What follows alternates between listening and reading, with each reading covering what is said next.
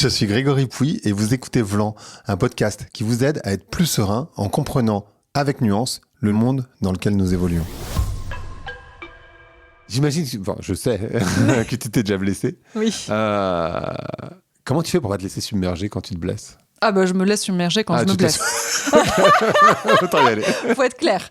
Je pleure, je suis hyper triste, j'ai l'impression que le monde s'écroule.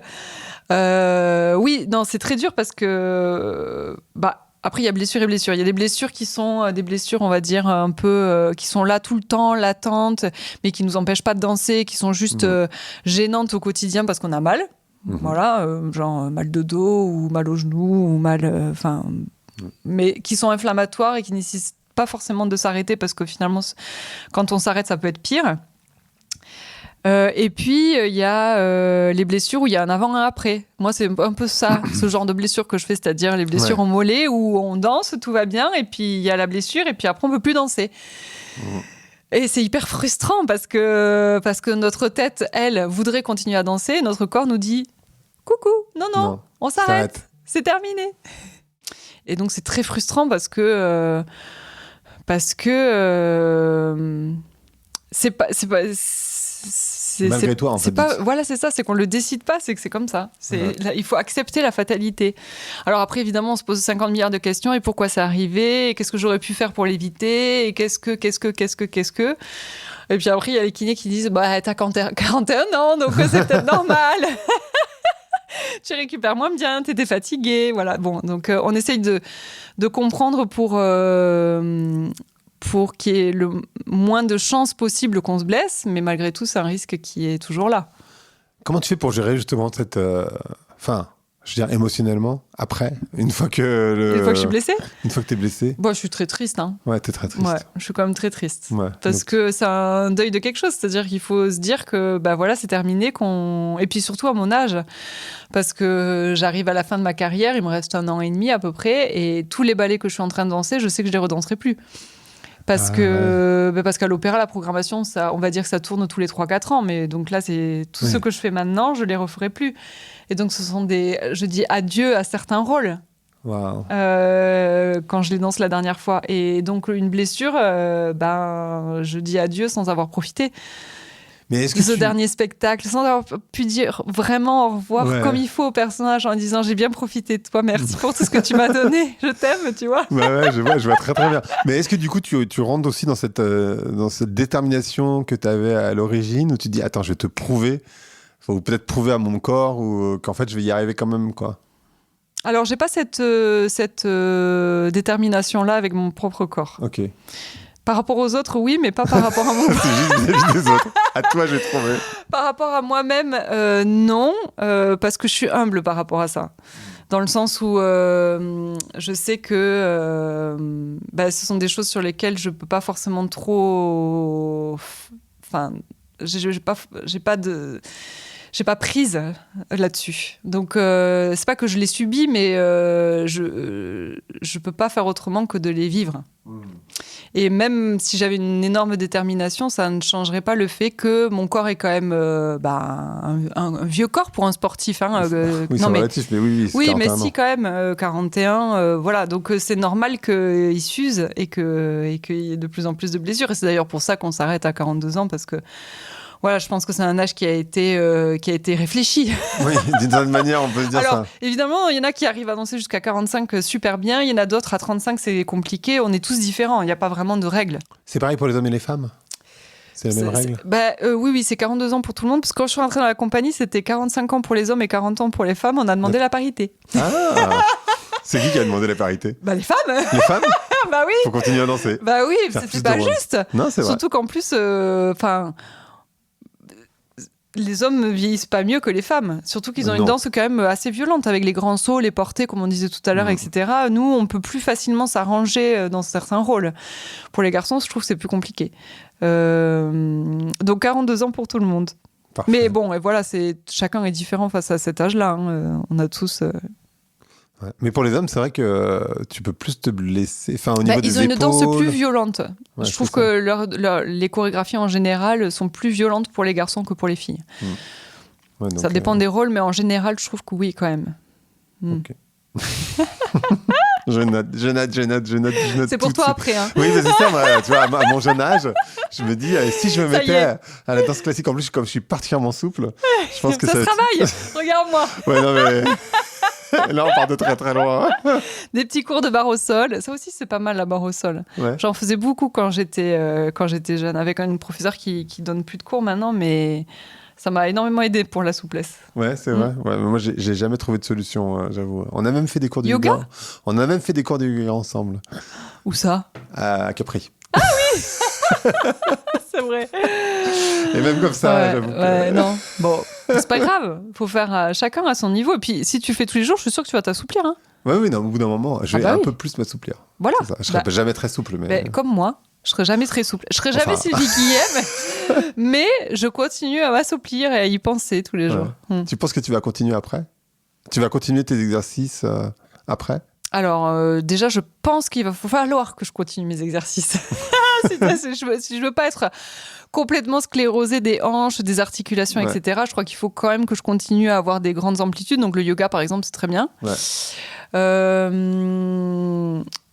Après, qu'est-ce que je ferais comme sorte de sport? Je sais pas. Mais il faudra quand même que je me bouge, je me connais, sinon je... Oui, voilà. c'est impossible. C'est impossible, mais je sais pas... Je testerai peut-être justement des sports que j'ai pas eu le temps ou l'envie ou le droit de faire. Comme le ski, par exemple.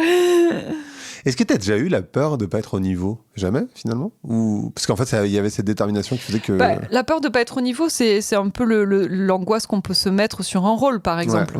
C'est-à-dire la peur de pas... Parce que, mine de rien, ce sont des rôles qui sont dansés depuis des générations et des générations. Le public a vu... le public de connaisseurs a vu plein de danseurs étoiles dans ces rôles-là. Et donc, quand on les aborde pour la première fois, on a toujours peur. Parce qu'on se dit, est-ce que je vais être à la hauteur du rôle? Est-ce que ça va être suffisamment bien? Est-ce que je vais combler les attentes du public? Est-ce que plein de choses, quoi. Je parle du public surtout de connaisseurs, parce que pour les gens et puis, qui s'y connaissent bien, qui connaissent le répertoire et qui ont vu beaucoup de gens danser. Donc il y a un peu ça, cette angoisse-là. Ça peut être... Mais on l'a avant le premier spectacle, et puis après, en fonction des retours, en général, on est content.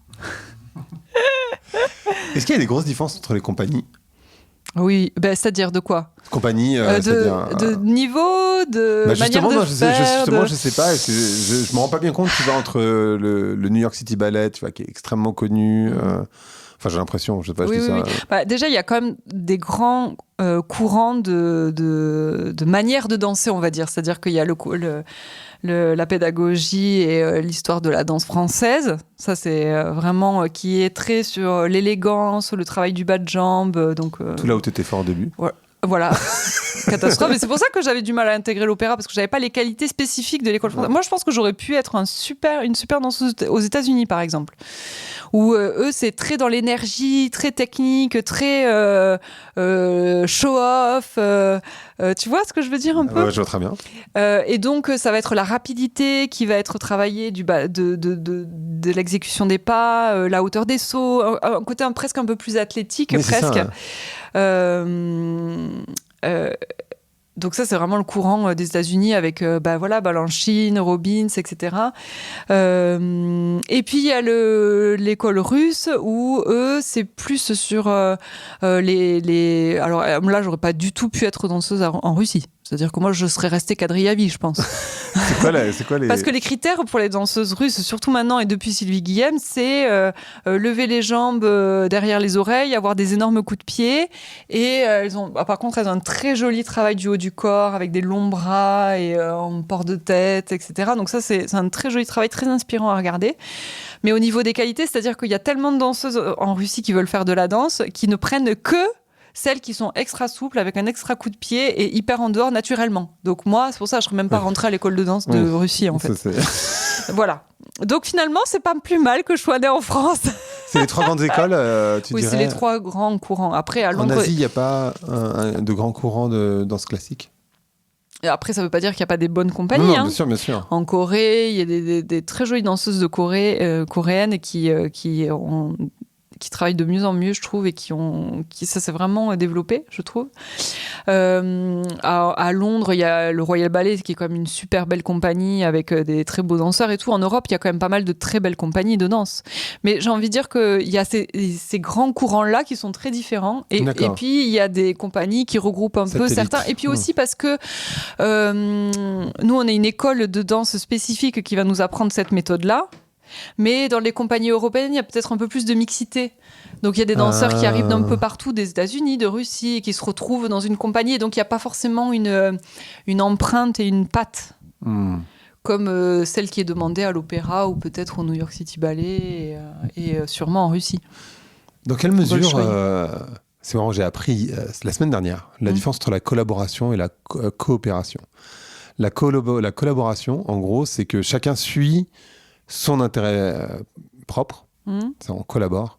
Quand tu coopères, c'est un peu comme les cellules de notre corps, c'est-à-dire que tout le monde fonctionne dans un sens unique, quitte à, alors pour notre corps, hein, je ne parle pas des danseurs, quitte à se suicider. C'est-à-dire qu'en fait, il y a des cellules dans notre corps qui se suicident parce qu'à un moment donné, pour la coopération de l'ensemble, c'est mieux qu'elles le fassent. En fait, tu vois, il y a une différence assez majeure entre la coopération et la collaboration. Et je me demandais, est-ce que les danseurs collaborent ou est-ce qu'ils coopèrent ? C'est-à-dire qu'en fait, ils sont tous dans le sens du ballet, du spectacle, ou alors, d'une certaine manière, il y a quand même cette idée de je travaille, ou je danse pour moi. Enfin, bien sûr, il y a toujours cette logique de groupe, mais... Il y a les deux. Il y a les deux. C'est-à-dire qu'il y a la collaboration quand il s'agit de faire le travail personnel le matin en cours, même en répétition, etc. Par contre, quand il y a un spectacle et qu'on est devant un public, c'est nous tous pour le public. Donc là, c'est la coopération à 100%. Total.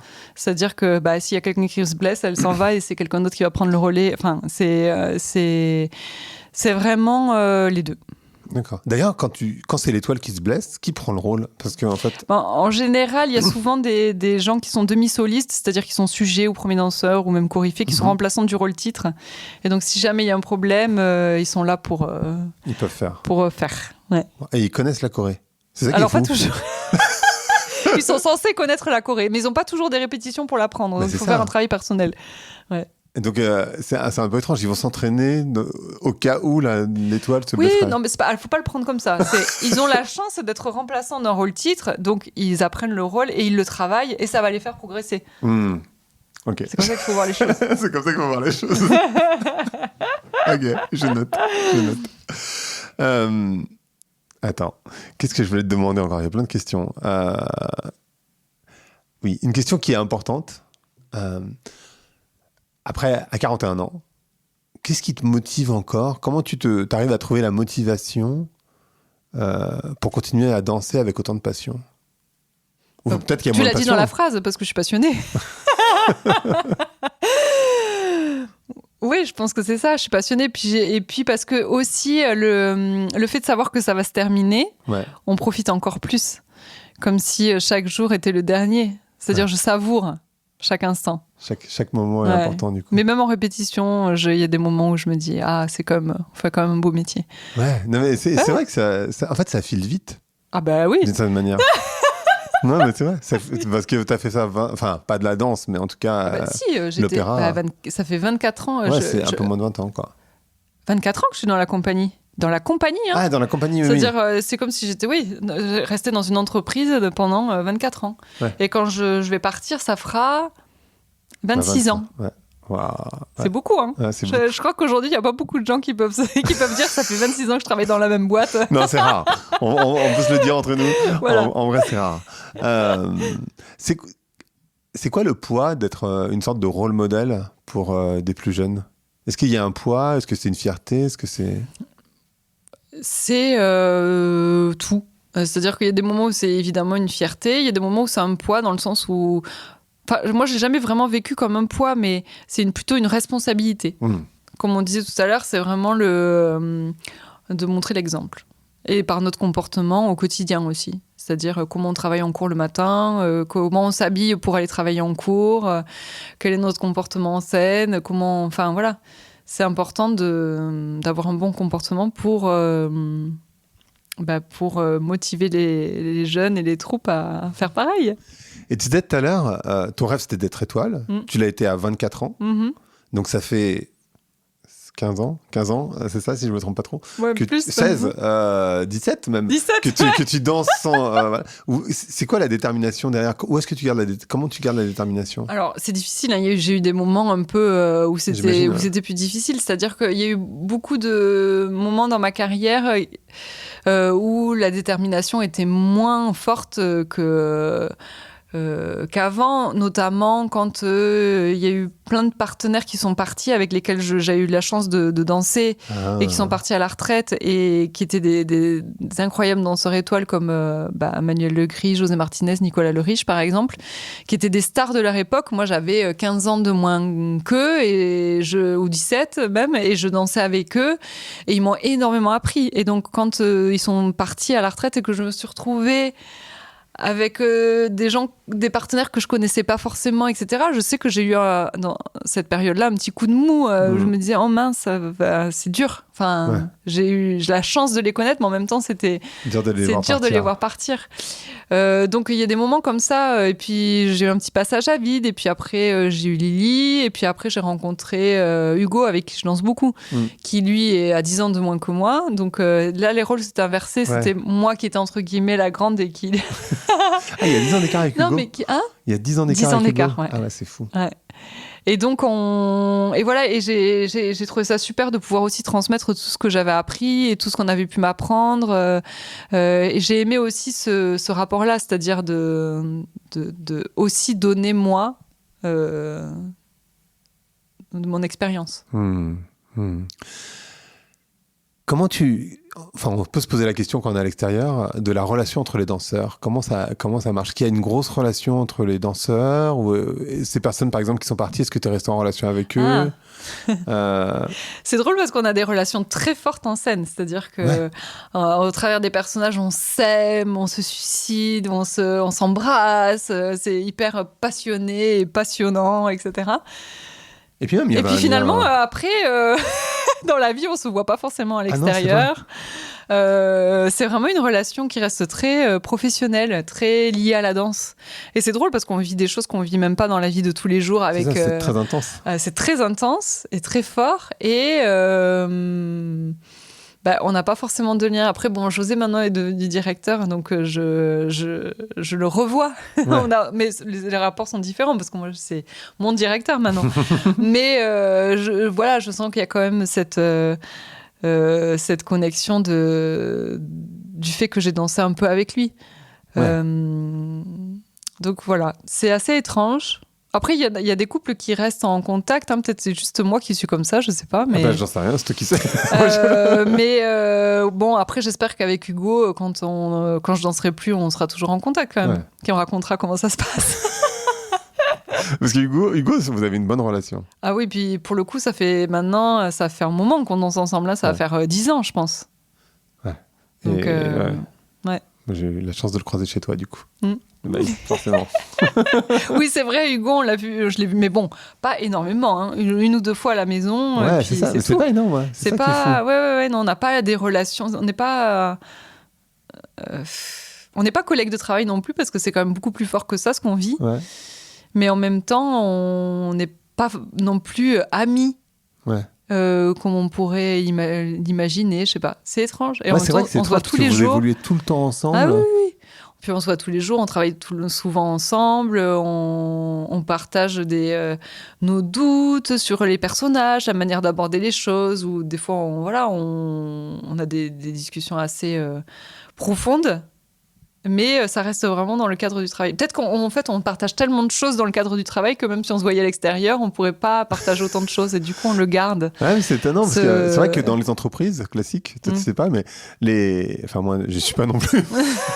Mais je me souviens quand même, c'est que tu crées des amitiés. C'est-à-dire que en fait, tes collègues, tu les vois après. Et même quand tu quittes les entreprises, moi, il y a des gens... Et même là, la semaine dernière, j'ai croisé un mec avec qui j'ai commencé ma carrière il y a 20 ans. Et tu vois, on s'est revus et c'était super. Et tu vois, il y a quand même ces amitiés qui restent d'une certaine manière, quoi. Et là, pour toi, en tout cas, c'est pas comme ça. On verra après. Ah oui, après, je sais, mais en tout cas, pendant, non, quoi. Pendant, c'est une amitié particulière. En même temps, je sais pas. C'est une relation étrange parce que on est des collègues de travail et en même temps, on est souvent dans des personnages qui sont amoureux. Et donc, on travaille ça toute la journée. Et donc, après, le soir, c'est bon, ciao, à demain. Hein, tu vois alors qu'on vient de s'embrasser pendant 1 heure en studio, par exemple, quand il y a des rôles où il y a des bisous. Ouais, donc, c'est assez étrange comme relation. Ouais. Ah, c'est marrant.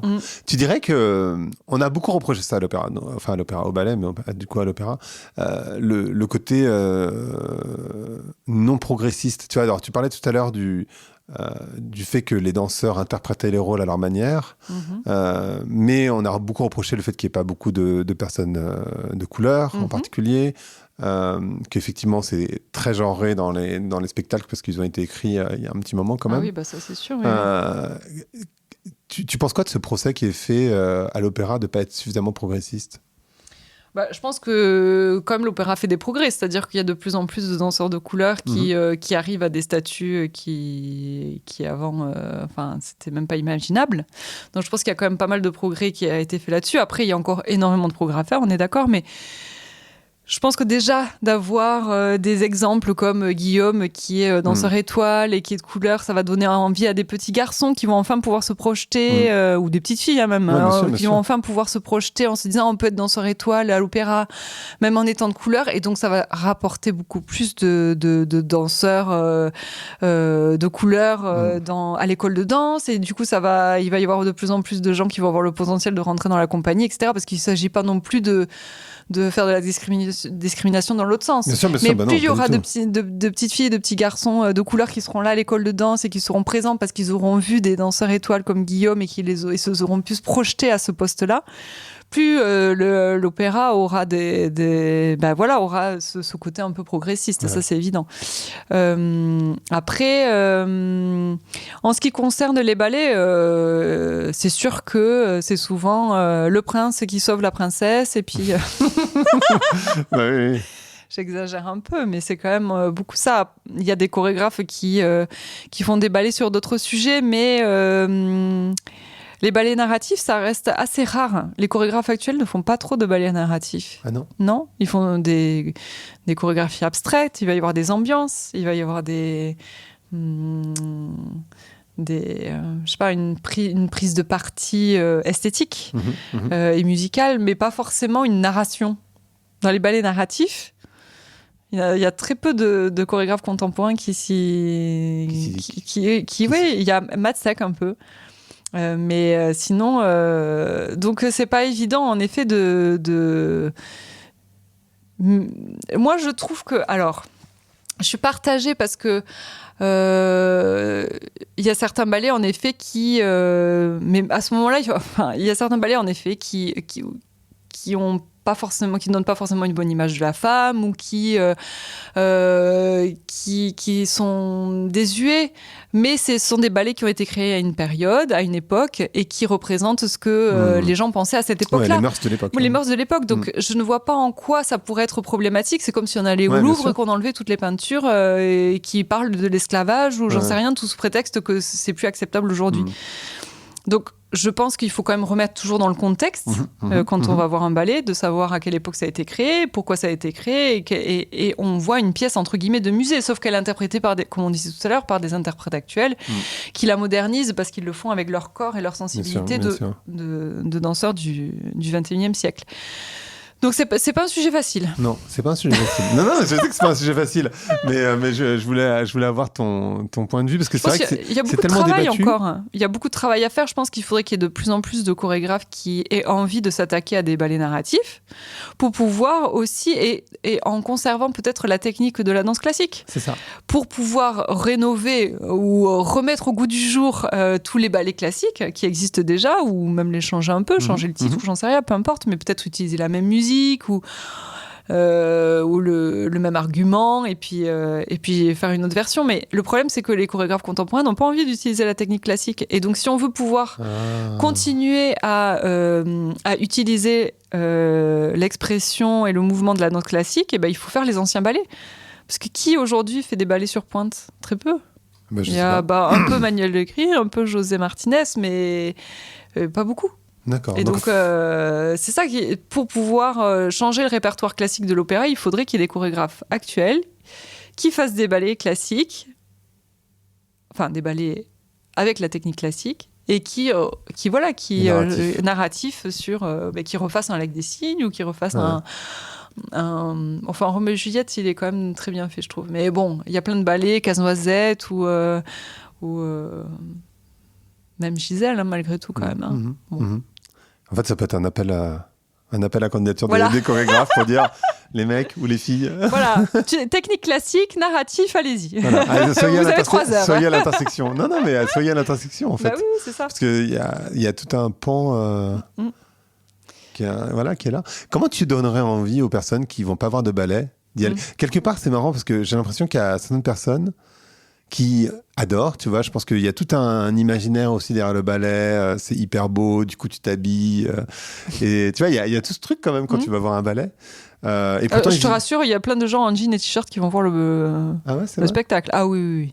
Ah, moi je m'habille quand je vois. Mais oui, non, mais c'est bien. Après, chacun fait ce qu'il veut, mais c'est pas obligé d'être très habillé. Il y a plein de gens qui sont en tennis, jean et t-shirt qui vont voir le spectacle. Et c'est très bien aussi, on s'en fiche. Hein. Oui, ça n'a pas beaucoup de... Comment tu donnerais envie aux gens d'aller voir un ballet s'ils y sont jamais allés?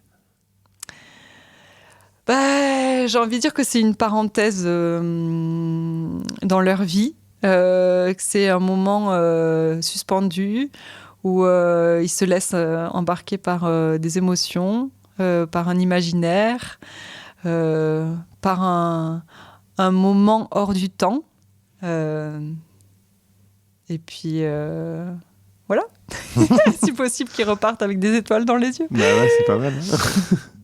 C'est quoi le rôle de ton entourage? Je pense à James, évidemment, pas que tes parents, tes amis, dans le fait que tu continues comme ça à te dépasser. Ça joue pas de rôle en même temps. Non, je réfléchis justement si je le fais pour eux ou pour... Oui et non. C'est-à-dire que le fait qu'ils soient là et qu'ils m'encouragent et que je vois qu'ils me soutiennent, ça m'aide énormément. Et les jours où justement, comme on disait, j'ai pas forcément envie de les voir, ça me donne envie de le faire parce qu'ils font en sorte que tout soit suffisamment fluide pour que je puisse le faire au mieux. Et donc je me sens vraiment soutenue dans ça et c'est vraiment important. Après, je le fais pour le public, en fait, quand on a dansé un spectacle et qu'on va redanser le même spectacle 2 jours après ou 3 jours après, on a toujours envie de faire mieux. Je peux pas me dire je vais faire pareil ou moins bien, non. Le but d'un autre spectacle, ça va être de le faire mieux encore que la fois précédente. Et à chaque fois, ça va être ça. Donc évidemment, il y a des jours où on est déçu parce que c'est moins bien, ce qui est normal. Oui. Mais moi, ce qui me pousse à avancer, c'est d'essayer de toujours faire mieux. Et même tous les jours en répétition, ça va être d'être mieux que la veille et moins bien que le lendemain. Hein, t'es en compétition avec toi-même permanente. Ouais. Mais justement, il faut adoucir tout ça et être dans le plaisir quand même malgré tout. C'est-à-dire, c'est pas une compétition qui est négative.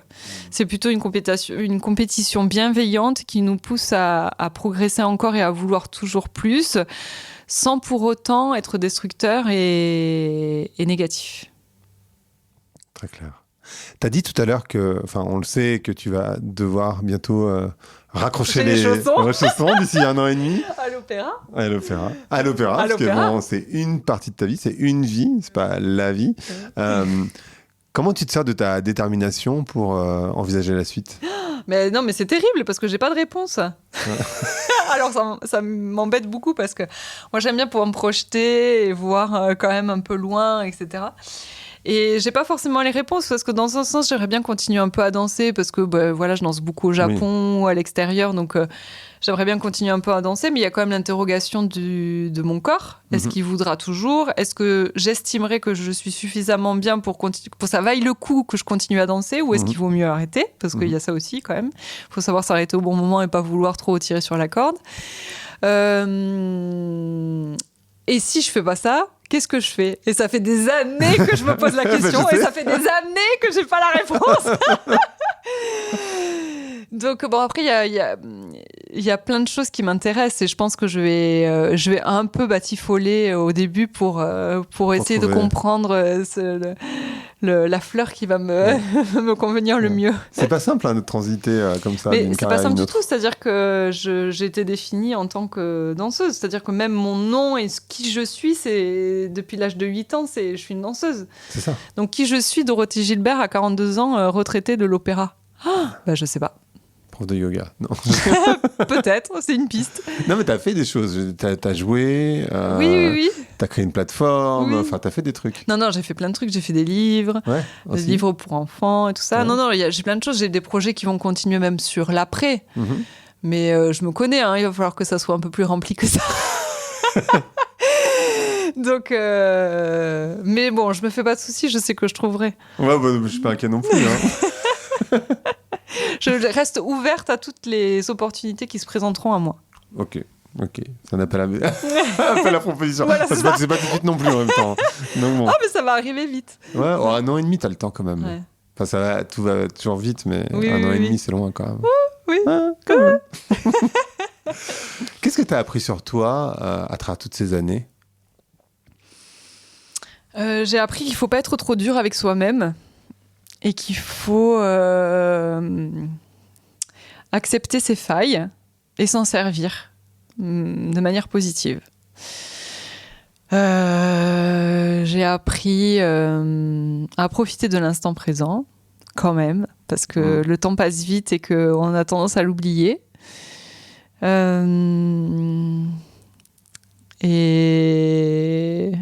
ouais, j'ai appris que quand on travaille, on peut arriver à tout. Donc, pour l'après, ça pourra m'aider. tu sais comment faire la détermination. Voilà, c'est ça. Très clair, le travail. Ouais. Si tu pouvais revenir en arrière, tu donnerais des conseils. Tu donnerais quoi comme conseil à entre guillemets, la petite Dorothée? Continue comme ça, tu vas y arriver. Ouais, vraiment, c'est ça. Oui. À mort sur le boulot. Oui. Je pense que je pourrais rien lui dire d'autre. T'as jamais perdu la foi? Mais non, jamais. Mais ça, c'est bizarre. Non, mais tu vois... Non, mais vraiment, parce que en fait, je m'en suis rendu compte quand j'ai écrit le livre Étoile, là. Ouais.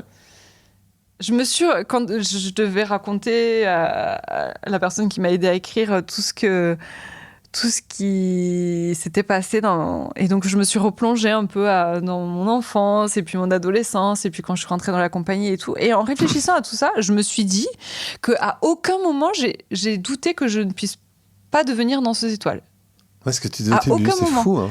Alors que j'ai eu des échecs, il y a plein de fois où je suis pas montée de grade ou même j'ai pas été prise à l'école de danse la première fois et puis c'était pas gagné, quoi. Quand on voit mes notes à l'école de danse, c'était vraiment pas gagné.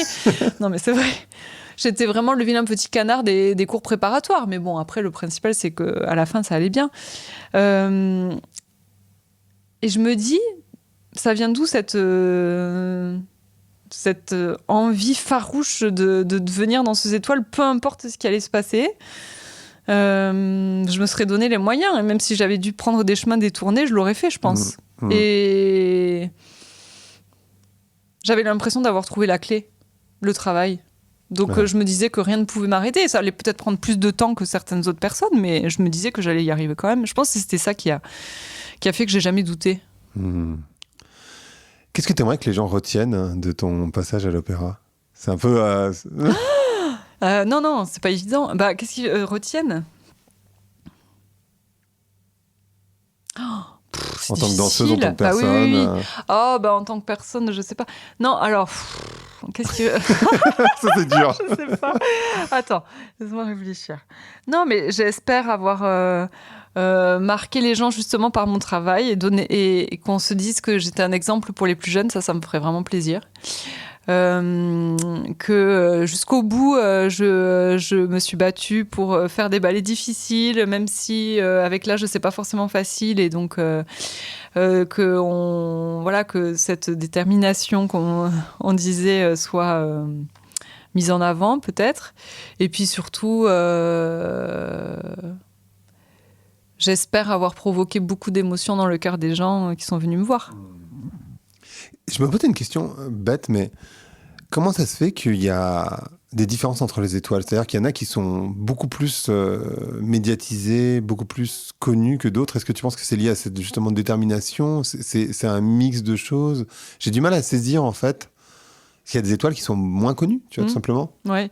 Je pense que c'est difficile de savoir. Je dirais qu'il y a un mélange de chance et puis aussi de personnalité. C'est-à-dire que à notre statut, c'est plus une question de savoir danser ou pas savoir danser, parce que toutes les danseuses étoiles savent très bien danser. Bien Après, sûr. c'est des questions de goût. Des spectateurs, par exemple. Il y en a plein qui préféreront aller voir danser une danseuse et puis d'autres une autre danseuse. Et c'est aussi pour ça qu'il y a ce choix, c'est qu'en fonction de nos personnalités et de notre physique, de nos qualités, de nos défauts, on va faire des spectacles qui sont complètement différents alors que la chorégraphie est la même. Donc, et je pense que les médias vont s'accrocher plus à une personnalité qu'à une autre. D'accord. Et puis aussi, peut-être parce que finalement, pour être connu, ça veut dire quoi? Ça veut dire être dans les médias, faire des choses qui débordent un peu de l'univers de la danse, malgré tout. Donc, moi, j'ai quand même eu la chance d'être l'égérie répéto. Et puis après, il y a eu le livre qu'on m'a demandé de faire. Et puis, donc, j'ai eu plein d'opportunités que j'aurais pu refuser, mais que j'ai souvent acceptées et qui m'ont permis d'être un peu plus connue du grand public. Et de pouvoir justement pouvoir faire passer un message aussi, de dire que la danse classique, c'est pas que cucu, c'est pas que des petites filles en tutu, en tutu rose, etc. Qu'on peut très bien être danseuse étoile et être mère et être femme et faire plein d'autres choses, que on peut aussi se poser plein de questions sur la société actuelle. Enfin, je veux dire, c'est de pas rentrer dans les clichés de danseuse anorexique folle, poussée par sa mère et avec les bouts de verre mises par les copines dans les chaussons pour avoir le rôle, quoi. Voilà, parce que ça, c'est un peu comme ce qu'on entend toujours. C'est le film. C'est tous les clichés. Ouais. Oui, je les regarde pas d'ailleurs. Comment il s'appelait ce film? Black Swan. Hein? Black Swan? Ouais, Black Swan, voilà. le film noir. Ouais, c'est vraiment ça. Enfin, où il y a une compétition entre les danseuses. Mais voilà, donc en fait, ça m'énerve que la danse soit toujours prise par tous les clichés et puis qu'on les mette en avant comme si c'était la réalité. Donc, c'est pas comme ça. Non, pas du tout. Pas du tout. Pas du tout. Merci beaucoup, Dorothée. De rien. Le podcast s'appelle Vlan. Donc, je voudrais savoir à quoi tu veux ouvrir et où claquer la porte. Alors, je voudrais claquer la porte à l'envie farouche de perfection qui nous fait être jamais satisfait de ce qu'on fait et qui peut être négative, finalement. Et j'ouvre la porte à la bienveillance, à l'acceptation de soi et d'utiliser ses défauts pour en faire des qualités et utiliser ces qualités pour les mettre encore plus en avant. D'ailleurs, qu'est-ce que tu penses des femmes, des filles qui te regardent sur Instagram et qui se comparent et qui se disent « Putain, elle a fait ci, elle fait ça et moi j'en suis encore là. » Tu vois ce truc? Alors moi, je le verrais pas comme ça. Je le verrais plus comme une aide pour travailler. C'est-à-dire que j'ai énormément appris en regardant. C'est-à-dire que quand je suis sortie de l'école de danse, quand on est à l'école de danse, on est très formaté, on a un professeur qui nous donne des corrections sans arrêt et tout, et puis on arrive dans la compagnie et on a des cours où on est 50 par cours et le professeur ne donne plus du tout de corrections particulières, mais des corrections d'ensemble. Et donc si on veut travailler, progresser, on peut compter que sur soi-même. Et donc, il faut faire un vrai travail personnel.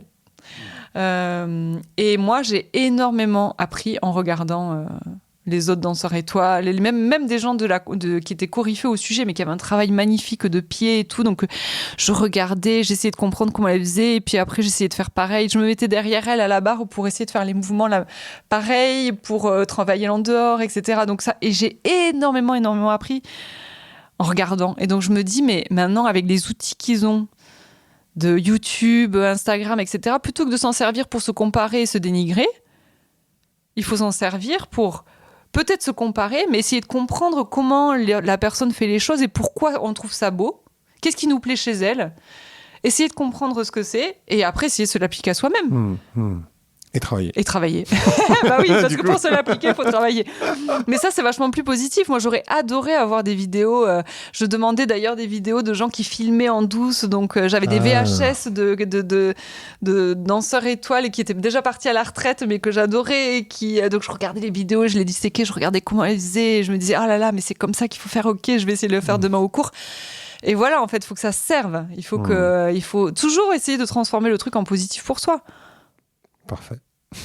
Nickel. Merci beaucoup à toi. Merci.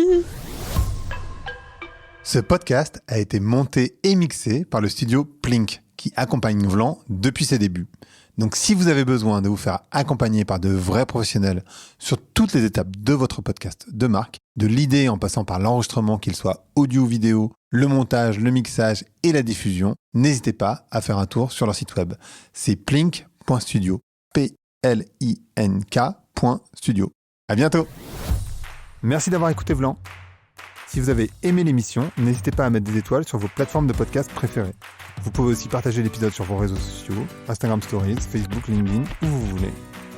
Je suis Grégory Pouy. Vous pouvez me retrouver sur l'intégralité des plateformes sous le nom Greg from Paris. Si vous avez des idées pour des invités, si vous avez des commentaires, n'hésitez surtout pas à m'envoyer un message. Allez, merci et à bientôt.